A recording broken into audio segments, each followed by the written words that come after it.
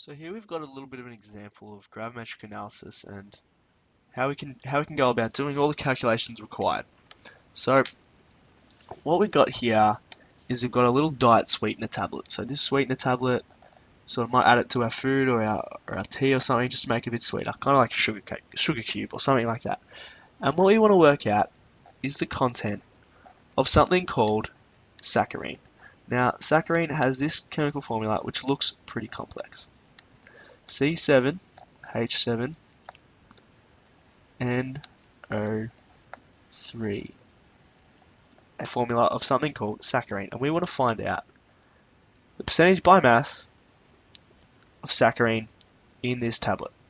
So what we do first is if we've weighed this tablet, we've come up with 1.204 grams. That's how much this tablet weighs. Now we've dissolved this in solution, and now we need to convert the sulfate to convert the sulfur, in this saccharine to a form such that we can form a precipitate with it. So what we've done is we've added an oxidizing agent and we've converted the sulfur in this solution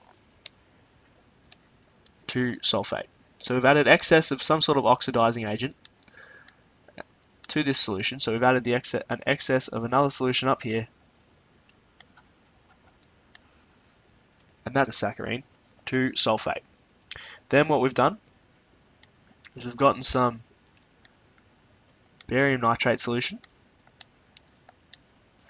and we've added excess barium nitrate to this solution so that we've produced barium sulfate, which is a precipitate.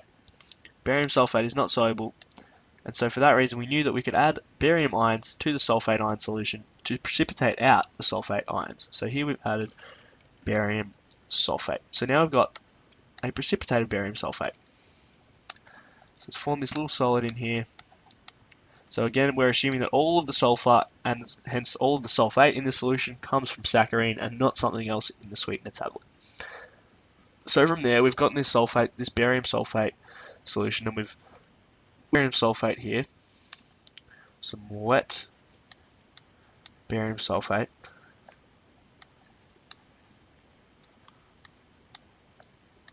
And we've heated it to constant mass. We've put it on the scales, we've heated it round and round until we've gotten to constant mass. And that constant mass was found to be 0.5341 grams of barium sulfate.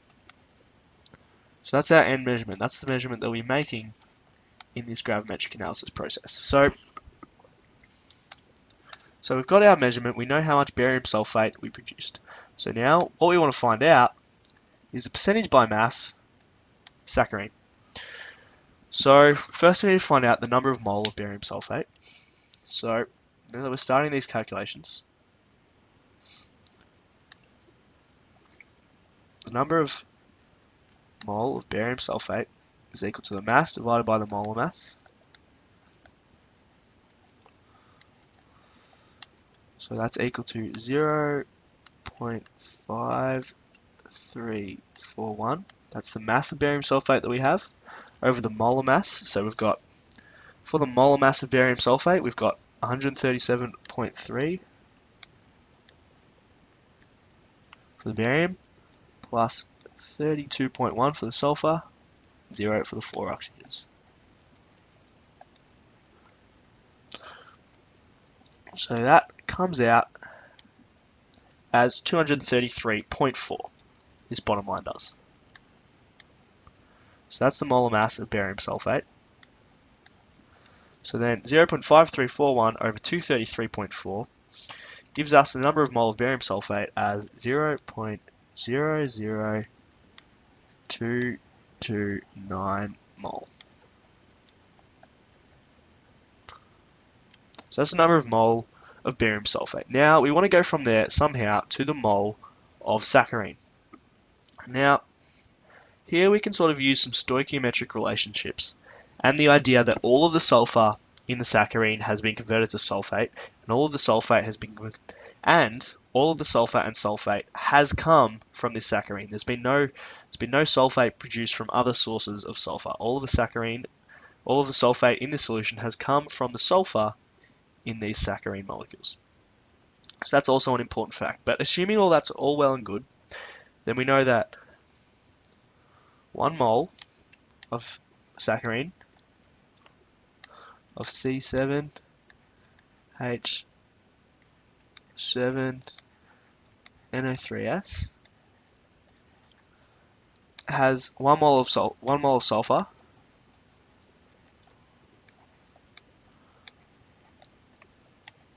which in turn is going to produce 1 mole of sulfate, which in turn is going to produce 1 mole of barium sulfate. So it's a 1-to-1 relationship across the board. So that means that if we have 0.0229 mole of barium sulfate, then we know that the mole of saccharine is going to be the same thing.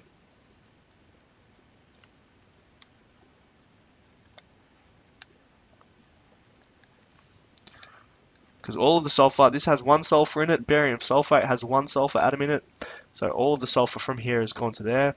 So that means that the number of mole of saccharine is going to be equal to the number of mole of barium sulfate. So the mole of saccharine is going to equal 0.00229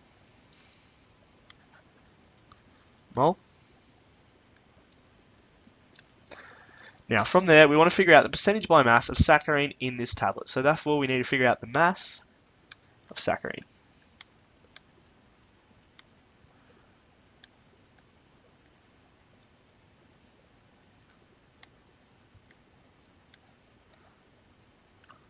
It's going to equal 0.00229 times the molar mass. Now if we add up, the mass of carbon is 12, the mass of hydrogen is 1, the mass of nitrogen is 14, the mass of oxygen is 16, and the mass of sulfur is 32.1. And if we add all that up, we get a molar mass of 100.1. What that gives us is, that means we found out that there was 0.424 grams of saccharine in this tablet, in this 1.204 gram tablet. So we figured out from the number of mole of barium sulfate, we figured out the mass of saccharine that we started with in this tablet. Now we want to know the % by mass. So there we go, 0.424 over 1.204 times 100 is equal to 35.2%.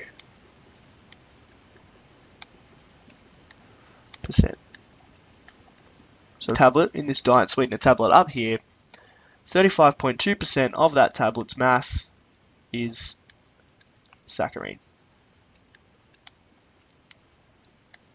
And that is the final answer.